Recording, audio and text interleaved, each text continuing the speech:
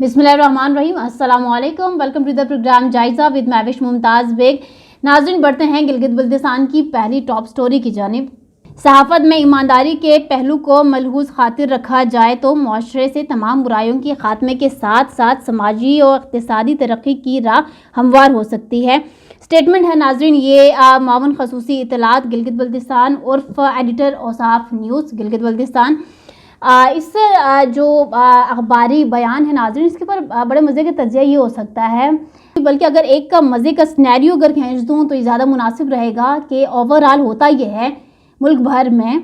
या ओवरऑल हम अगर इंटरनेशनली भी बात करें तो सहाफ़ियों का काम सहाफ़त करना होता है, सियासतदानों का काम सियासत करना होता है। इन शॉर्ट, डेमोक्रेट्स का काम डेमोक्रेसी को संभालना है, ब्यूरोक्रेट्स का काम ब्यूरोक्रेसी को संभालना होता है। But when we talk about Gilgit Baltistan, तो गिलगित बल्तिस्तान में एक यूनिक जो है वो स्टेप्स इनिशिएटिव्स उठाए जाते हैं। सहाफ़ी सियासत करते नज़र आते हैं, सियासतदान ब्यूरोक्रेट्स बनने की नाकाम कोशिश करते हैं, ब्यूरोक्रेट्स पर ये इल्ज़ामात लगाए जाते हैं कि वो डेमोक्रेट्स बनते जा रहे हैं दिन ब दिन। और नो डाउट कि कुछ चीज़ें ग्राउंड रियलिटी पर भी देखने को मिली हैं। गिलगित बल्तिस्तान में जब एक आम आदमी के पास सोर्स ऑफ इनकम ना हो और करने को कोई एक अच्छा फील्ड ना हो, तो आप सहाफ़त को चूज़ कर लें, आप सहाफ़ी बन जाएं, सोशल मीडिया पे आप काम कर लें, आप किसी भी लोकल जो है वो न्यूज़पेपर के साथ इन टच हो जाएं, या जो कोई नेशनल न्यूज़पेपर हैं उससे कोई रिपोर्टर बन जाएं, कोई एडिटर बन जाएं और आप सहाफ़ी बन जाते हैं। With the passage of time अगर आपको लगता है कि कहीं पर मेरी दाल गलने वाली है, कहीं पर गवर्नमेंट के साथ इन टच होने का मौका मिल रहा है, तो उस मौके को छोड़ना नहीं चाहिए और आप जो है वो सहाफ़ी से उठकर जो है वो गवर्नमेंट के पालतू बनने की कोशिश करते हैं और आप बन भी जाते हैं, आपको कोई ओहदा मिल जाता है और आप यूँ एक अजीम जो है वो सियासतदान बन जाते हैं, क्योंकि आपके मुंह में गवर्नमेंट का दिया हुआ जो एक सियासी क्या कहूँ उसको हड्डी होती है, तो आप उसके इशारे पर चलते हो। और जब एक टाइम पीरियड ख़त्म हो जाता है उस सियासत का भी, चूँकि वो जो सियासतदान हैं वो इक़्तिदार में बैठे हुए, उनको 5 साल का टाइम पीरियड दिया जाता है। जब आपका वो टाइम ड्यूरेशन ख़त्म हो जाए, आपके पास कोई सियासी ओहदा तो रहता नहीं है, गवर्नमेंट का कोई ओहदा तो रहता नहीं है, तो फिर आप वापस उतर जाते हो अपने उस कुर्सी से और आप वापस सहाफ़ी बन जाते हैं। तो देखिए गिलगित बल्तिस्तान में कितना आसान है ना सहाफ़ी बनना, और फिर सहाफ़ी से उठकर जो है वो आप बैठे बिठाए रातों रात आप डेमोक्रेट भी बन सकते हैं, आप ब्यूरोक्रेट भी बन सकते हैं। तो गिलगित बल्तिस्तान में एक तरह से देखा जाए तो सहाफ़ी जो है ना, हर आम बंदा बड़े अच्छे से इस फील्ड को चूज़ कर सकता है। लेकिन नाज़रीन, असल सवाल तो ये है कि जो गिलगित बल्तिस्तान में माया नाज सहाफ़ी हजरात मौजूद हैं, जो कि बड़े ही दबंग अंदाज में अपनी जो है वो सहाफ़त को सरअंजाम देते हैं, इबादत समझ के सहाफ़ी जो हजरात हैं वो सहाफ़त करते हैं, उनका क्या कसूर है कि उनके नाम के आगे सहाफ़त एक धब्बे की तरह लगे? ये तो नाज़रीन कसूर है उन अफराद का कि जो सिर्फ़ एक मौके की तलाश में होते हैं कि कहीं से कुछ सियासतदान जो है वो हमें हड्डी फेंकें और हम उस हड्डी को मुंह में ले लें और फिर हम गवर्नमेंट में आ जाएं, इक़्तिदार में आ जाएं 5 साल के लिए, तो हम सियासतदान बन जाते हैं, हमें कोई ओहदा मिल जाता है गवर्नमेंट का, और जब वो गवर्नमेंट चली जाए तो वापस आ जाते हैं अपने काम के ऊपर, ठीक है, और आप सहाफ़ी बन जाते हैं। तो नाज़रीन, ये सिनेरियो मैं समझाने की कोशिश कर रही थी। इसमें वो जो गिलगित बल्तिस्तान में जो मशहूर व मारूफ और बड़े ही दिलेराना अंदाज में अपना सहाफ़त का लोहा मनवाना जानते हैं, उन लोगों की सहाफ़त पे कहीं ना कहीं ये चीज़ असरअंदाज होती है। तो इस जो एक अखबारी बयान था जिसमें कि पहले आप सहाफ़ी बनो, आप एडिटर बन जाओ किसी न्यूज़पेपर के, उसके बाद आप जो है वो गवर्नमेंट एम्प्लॉय बन जाएं, वो भी इस तरह से कि आप सियासतदान का टाइटल ले लो और आप जो है वो किसी जमात के पालतू बन जाएं और पालतूगिरी में हड्डी को मुंह में ही रखें और छोड़े नहीं, और ज़ाहिर सी बात है जब टाइम पीरियड ख़त्म हो तो आपको वो हड्डी जो है निकाल के रखनी ही पड़ती है, फिर आप वापस आते हैं सहाफ़त की कुर्सी पर। तो नाज़रीन, सवाल ये है गिलगित बल्तिस्तान के उन गैर अवाम के लिए कि फिर वो शख्स सहाफ़ी ही कहलाएगा, सहाफ़त की कैटेगरी में ही रहेगा, या ये जो है ना वो सहाफ़त का सौदा होता है, ज़मीर का सौदा है ये। नाज़रीन, बढ़ते हैं अगली टॉप स्टोरी की जानिब। स्कर्दू मजिस्ट्रेट वज़ीर मोहम्मद हुसैन और फूड इंस्पेक्टर का मुख्तलिफ मार्केट्स पर छापे, ज़ायद कीमत गोश्त की फ़रोख्त पर मुतअद्दिद कसाबों पर जुर्माने आयद। بڑا اچھا انیشیٹو ہے اور یہ تو ان کی اپنی رسپانسبلٹی بھی ہے اور فوڈ انسپیکٹر کا بڑا رول ہوتا ہے ناظرین کہ ہر ایک چیز کے اوپر چیک اینڈ بیلنس رکھنا اور اس حساب سے باقی معاملات کو دیکھنا. یہاں پر چونکہ ان کا اچھے انیشیٹو کے ساتھ ساتھ ایک انفارمیشن کہہ لوں یہ پوائنٹ آؤٹ یہ کرنا چاہوں گی ناظرین کہ میجسٹریٹ کے ساتھ فوڈ انسپیکٹر کے ساتھ جو ایک بڑا باؤنڈ ہوتا ہے, ایک بڑا کنیکشن ہوتا ہے, انجمن تاجران والوں کا ہوتا ہے. ہر معاملے میں چونکہ سڑکوں پہ نکل آتے ہیں کہ بھئی ہمارے خلاف ناانصافیاں کیے جا رہے ہیں اور یہ جو آفیسرز ہیں یہ اپنی پاور کا دوش جماتے ہیں ہم پر, اور اس طرح کے جو ہے نا وہ الزامات بارہا جو ہے وہ ماضی میں بھی اور حال میں ہمیں دیکھنے کو ملے ہیں, سننے کو ملے ہیں. گلگت بلتستان واحد وہ علاقہ ہے جس کے پاس یہ ٹائٹل ہے جہاں کے عوام یہ کہتے ہیں کہ یہ سرزمین اہل بیت ہے. تو کوئی غلط کام پھر سرزمین اہل بیت میں ہونا نہیں چاہیے, پہلی بات. دوسری بات یہ ہے کہ ہم غلط کام بھی خود کریں اور اگر کوئی آئے ہم پر سختی کرنے, چیک اینڈ بیلنس کرنے, پوچھ گچھ کرنے تو پھر ہم اس کو بھی غلط کہہ دیتے ہیں کہ بھئی آپ ہوتے کون ہیں ہم سے پوچھنے والے ہیں. تو جو اسکردو کے جو میجسٹریٹ ہیں وزیر محمد حسین صاحب یا فوڈ انسپیکٹر صاحب, تو یہ جب چیک اینڈ بیلنس کے لیے آتے ہیں تو بڑا ایک نیگیٹو گیسچر ان کے اوپر دیا جاتا ہے کہ دیکھو دوبارہ آگے اور اپنے پاور کا دوش ہم پہ جما رہے ہیں. انجمن تاجران ان پورے معاملات میں کہاں غائب ہوتی ہے. پریزیڈنٹ کو خصوصی طور پر اگر میسیج یہ دیا جائے کہ جب اس طرح کے ایشوز تو آپ کے اپنی نظروں کے سامنے ہوں گے, صبح سے شام تک تو مارکیٹس میں آپ خود بھی آتے جاتے ہوں گے, اور جو تاجران کی چونکہ آپ ایک سربراہی کر رہے ہیں تو کون کتنا اپنے جو ہے نا وہ تجارت میں خیانت کر رہا ہے, کون جو ہے وہ ایمانداری کے ساتھ چل رہا ہے, آپ کو تو سب کچھ پتہ ہوگا. آپ کیوں نہیں گورنمنٹ آفیشلز کے ساتھ تعاون کرتے ہیں؟ پھر جب کوئی ایکشن لیا جاتا ہے ناظرین تو سب سے پہلے جو ہے وہ انجمن تاجران کے صدر صاحب باہر آتے ہیں کہ بھئی دیکھو یہ اتنا ہمارے ساتھ ظلم و زیادتی کر دیا, یہ ہم پہ ناجائز جو ہیں وہ رولز ہم پہ اپلائی کیے جا رہے ہیں, جبکہ جو گوشت کی فروخت ہے اس میں اگر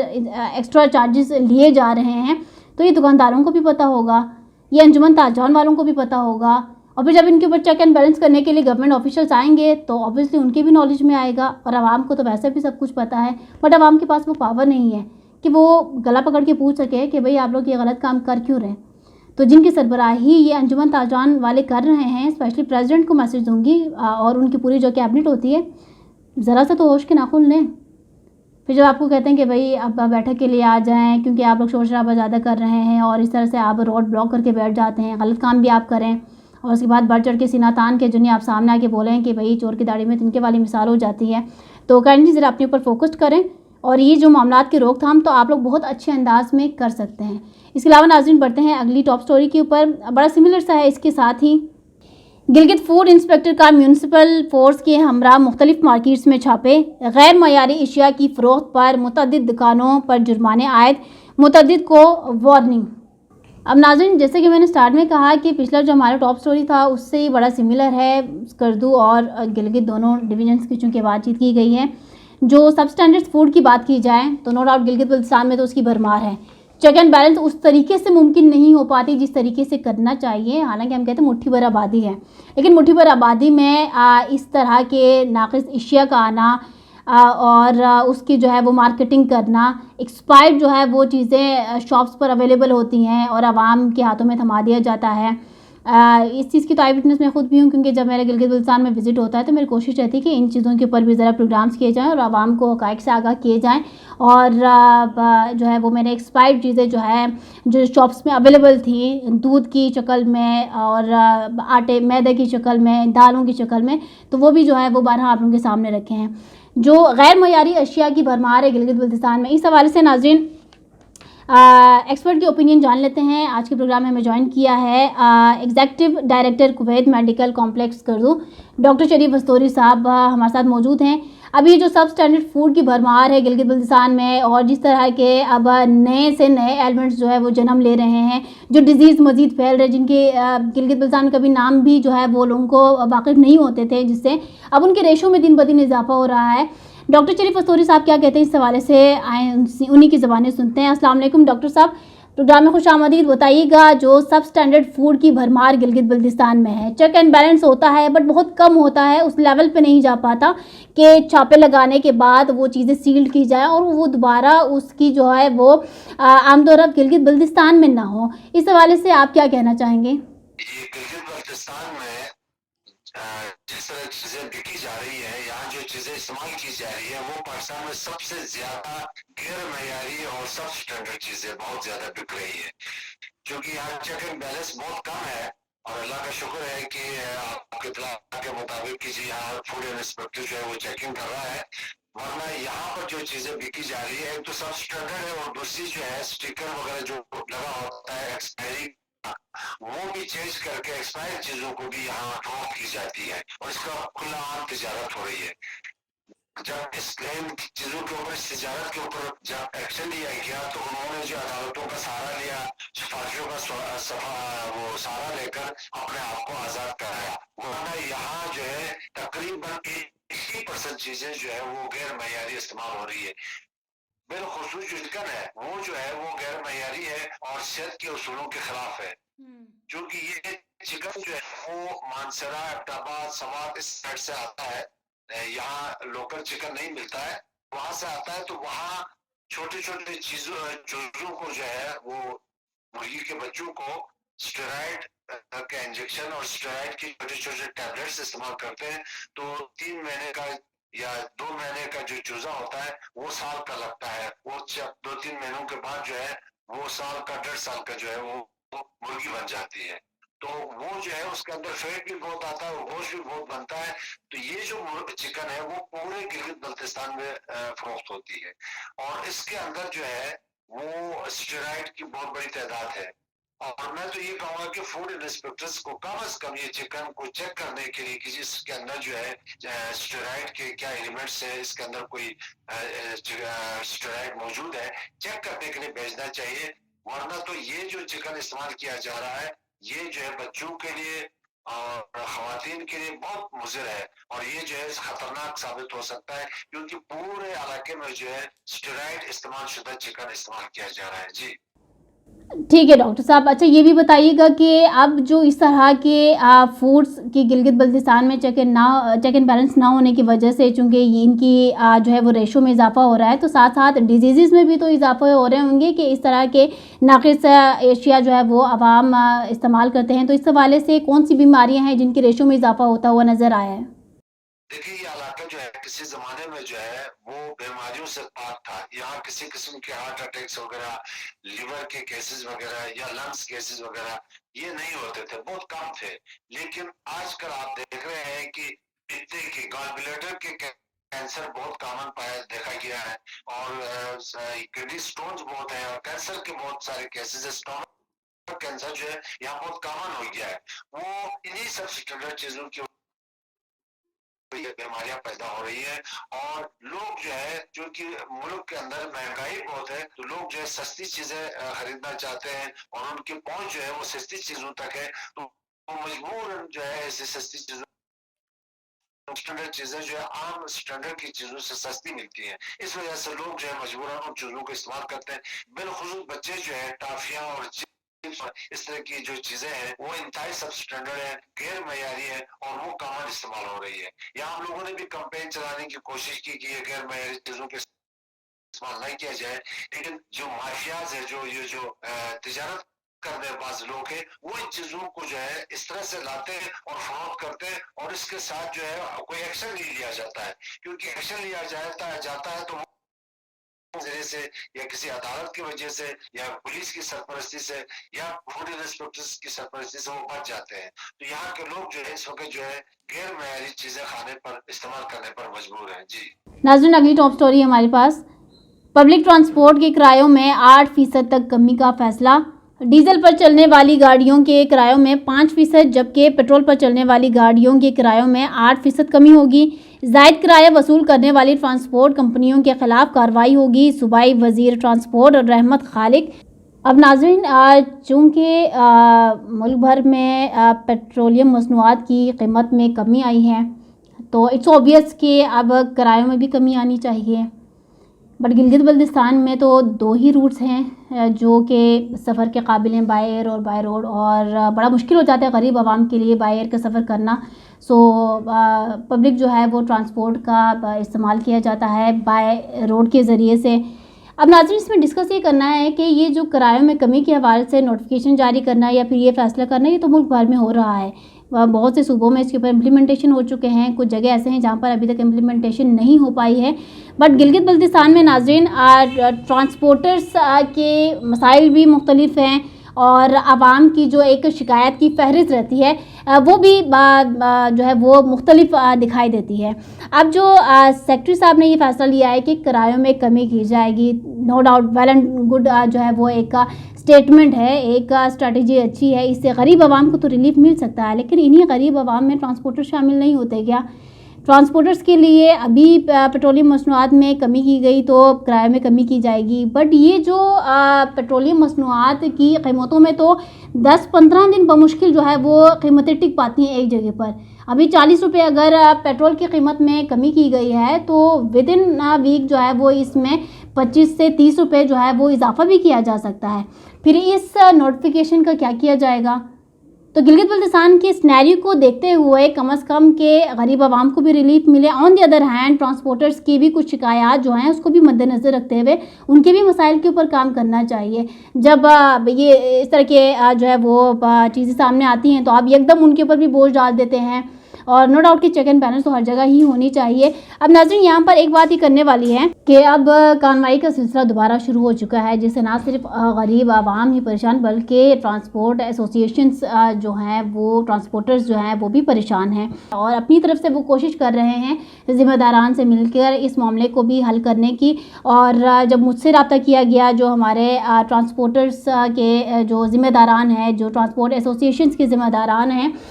तो कुछ मामलों पे चूँकि वो भी काम कर रहे थे, और यहाँ पर मैं ज़रूरी ये समझती हूँ कि जो हमारे मिनिस्टर साहब हैं सूबाई वज़ीर रहमत खालिक साहब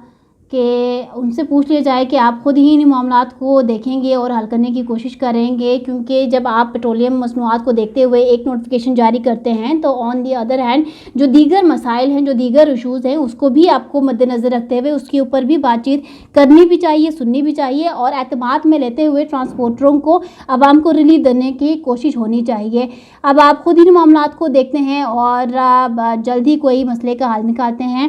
या फिर आपको प्रोग्राम में दावत दिया जाए और आपसे सवाल जवाब का एक सिलसिला जो है वो शुरू किया जाए। ये नाज़रीन एक मैसेज है जो है ना वो मिनिस्टर साहब के लिए। बढ़ते हैं अगली टॉप स्टोरी की जानिब। आखिरी टॉप स्टोरी नाज़रीन हमारे पास है, बिजली चोर कानून की गिरफ्त से बच नहीं पाएंगे। गिलगित बल्तिस्तान में बिजली बिल अदा न करने वाले सार्फिन के खिलाफ क्रैक डाउन शुरू करेंगे, कोताही बर्दाश्त नहीं करेंगे। वज़ीर दाखिला शम्स लोन साहब का ये स्टेटमेंट है नाज़रीन। अब बिल्कुल जी बड़ा अच्छा इनिशिएटिव है, क्रैक डाउन होना चाहिए और जो बिजली चोर हैं उनको जो है वो सज़ाएं मिलनी चाहिए और इस तरह की नाइंसाफ़ी और जो है ना वो जुल्म को आवाम के सामने लाना चाहिए। बट द पॉइंट इज़ कि शम्स लोन साहब वज़ीर बरक़ियात हैं या वज़ीर दाखिला हैं? इनका डिपार्टमेंट पावर का है या इनका डिपार्टमेंट जो है, चूँकि इनके पास मिनिस्ट्री वज़ीर दाखिला के हवाले से चूँकि आगे नाम शम्स लोन साहब का आता है, तो अगर तो ये इनके पास जो है वो बरक़ियात की भी पावर्स हैं तो फिर वज़ीर बरक़ियात क्या कर रहे हैं इस वक्त? वो अपने डिपार्टमेंट के तमाम तर हालात से लगता है कि बिल्कुल ही बेजुद पड़े में हैं, उनको किसी चीज़ की ख़बर नहीं है, क्योंकि उनकी मिनिस्ट्री में वज़ीर दाखिला साहब इंटर कर गए हैं और वो अब इस पूरे मामले को देखेंगे। तो नाज़रीन ये समझ से बालतर है, मुझे बड़ी हंसी आती है क्योंकि पिछला जो टाइम पीरियड गुजरा है उसमें भी मिनिस्ट्री में यही कन्फ्यूजन रही है। जब राजा नासिर साहब के पास टूरिज़्म का डिपार्टमेंट था और राजा आज़म साहब के पास एजुकेशन का, तो राजा आज़म साहब जो है वो अपना एजुकेशन डिपार्टमेंट छोड़कर सियाहत को जो है फ़रोग़ देने के हवाले से, सियाहत के डिपार्टमेंट को मजबूत करने के हवाले से उनके स्टेटमेंट्स आते थे, उनकी कोशिशें वहाँ थी। तो फिर आप जो है वो एजुकेशन मिनिस्टर क्यों बने? मिनिस्टर एग्रीकल्चर मीसम साहब थे, वो अपना डिपार्टमेंट छोड़ के जो है वो हेल्थ में कूद पड़ते थे कि हम शोबा सेहत को ये कर देंगे और इतना जो है वो इसके अंदर शफाफियत ले आएंगे, आवाम को रिलीफ देंगे। तो भाई फिर एग्रीकल्चर किसने देखना था? और वही चीज़ अभी दोबारा हो रही है। या तो शम्स लोन साहब कन्फ्यूजन का शिकार हैं कि उनका डिपार्टमेंट चेंज है, उनकी मिनिस्ट्री चेंज है और जो वज़ीर बरक़ियात का ओवरऑल डिपार्टमेंट के लिए वज़ीर साहब एक अलग जो है वो मुश्ताक साहब अवेलेबल हैं। تو اگر تو یہ منسٹر جو ہیں وہ اپنی منسٹری کے اوپر اسی طرح سے اچھے انداز میں نظر رکھ کے کام کریں، انیشیٹیوز لیں، فیصلے لیں اور نوٹیفیکیشن جاری کریں تو کیا یہ اچھی بات تھی. لیکن ہوتا یہ ہے کہ اپنی منسٹری کو چھوڑ کر وہ کسی اور کی تھالی میں ہاتھ مارنا زیادہ مناسب سمجھتے ہیں. تو بڑی کنفیوژن سی بات ہے اور مجھے بڑی ہنسی آتی ہے جب میں اس طرح کے اسٹیٹمنٹس دیکھتی ہوتی ہوں. تو چلیں جی، وزیر برقیات صاحب مشتاق صاحب ابھی تھوڑی دیر کے لیے آپ سائڈ پہ ہو جائیے گا، کیونکہ آپ کے ڈپارٹمنٹ کو جو ہے وہ وزیر داخلہ شمس لون صاحب دیکھیں گے اور وہ کریک ڈاؤن کروائیں گے اور وہ جو ہے جو بجلی چور ہے ان کو سلاخوں کے پیچھے ڈالیں گے اور بجلی کے جو تمام تر جو میگا پروجیکٹس ہیں پاور کے اور دیگر جو انیشیٹیوز لینے ہیں وہ وزیر داخلہ صاحب لیں گے. تو ابھی تو آپ کے پاس ٹائم ہے، آپ چل ماریں اور تھوڑا سا سائڈ پہ رہیں. تو یا تو اگر ہو سکے تو آپ جو وزیر داخلہ کے جو فرائض ہیں وہ سر انجام دے سکتے ہیں. تو ناظرین، یہ بڑی جو نہیں ہے ایک مذہق خیز اسٹیٹمنٹ ہے شمس لون صاحب کا. I was an expecting this from Shams loan صاحب کہ وہ اس طرح کے اپنے ڈپارٹمنٹ چھوڑ کے دوسرے کی جو ہے نا تعلیم میں ہاتھ مارنے کی ناکام کوشش کریں گے. اسی کے ساتھ ناظرین مجھے دیجیے اجازت، انشاءاللہ نیکسٹ پروگرام میں دوبارہ حاضر ہوں گے. In the end of programme I just want to say that everything is possible, nothing is impossible, just the word impossible is impossible, otherwise everything is possible, so just believe in yourself. مجھے دیجیے اجازت، اللہ حافظ.